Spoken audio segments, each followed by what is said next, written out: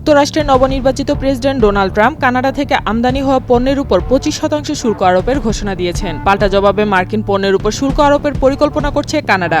এ ধরনের বাণিজ্য যুদ্ধে বিশ্বে পণ্যের দাম বৃদ্ধি পেতে পারে।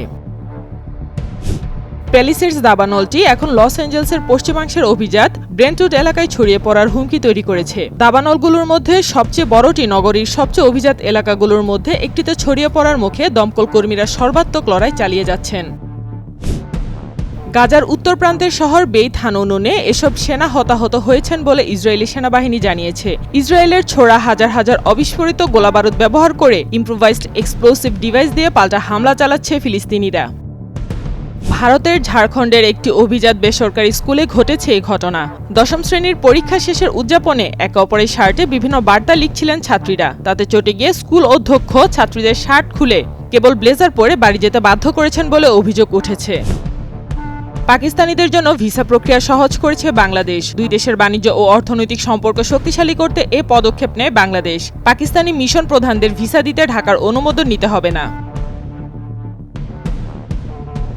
নাইজেরিয়ার উত্তর পশ্চিমাঞ্চলীয় কাটসিনা রাজ্যে সশস্ত্র গ্যাংয়ের অতর্কিত বন্দুক হামলায় সরকারি মিলিশিয়া বাহিনীর অন্তত 21 জন নিহত হয়েছেন। একজন মৃত সহকর্মীর পরিবারের প্রতি সমবেদনা জানিয়ে ফেরার পথে সরকারি মিলিশিয়ার একটি গাড়িবহরে সশস্ত্র হামলা চালানো হয়। সেনা পাহারায় গাছ থেকে জলপাই নিয়ে যাচ্ছে ইহুদিরা। এতে সহায়তা করছে ইসরায়েলি সেনারা। জর্ডান উপত্যকায় ইসরায়েলি বসতি স্থাপনাকারীরা জলপাই গাছ কেটে ফেলছে। বারদালা গ্রামের কাছে ইসরায়েলি বসতি স্থাপনাকারীরা জলপাই গাছ এবং কৃষিজমির ব্যাপক ক্ষতি করে। মণিপুরে আসাম রাইফেলসের ক্যাম্পে হামলা উত্তেজিত জনতার স্থানীয় কয়েকজন ব্যক্তিকে হেনস্থার অভিযোগে ভারতের কেন্দ্রীয় সরকারি নিয়ন্ত্রণাধীন আধা সামরিক বাহিনী আসাম রাইফেলের একটি অস্থায়ী ক্যাম্পে ভাঙচুরের পর সেটি জ্বালিয়ে দিয়েছে উত্তেজিত জনতা।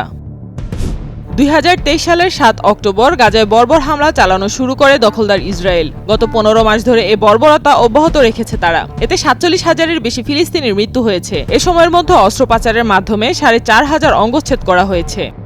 2025 সালের পবিত্র রমজান মাস ও ঈদ উল ফিতরের সম্ভাব্য তারিখ জানিয়েছেন সংযুক্ত আরব আমিরাতের জ্যোতির্বিজ্ঞানী ইব্রাহিম আল জারওয়ান। আগামী 1 মার্চ থেকে পবিত্র রমজান মাস শুরু হওয়ার সম্ভাবনা বেশি। আর মাত্র 7 সপ্তাহের পরই শুরু হবে রমজান।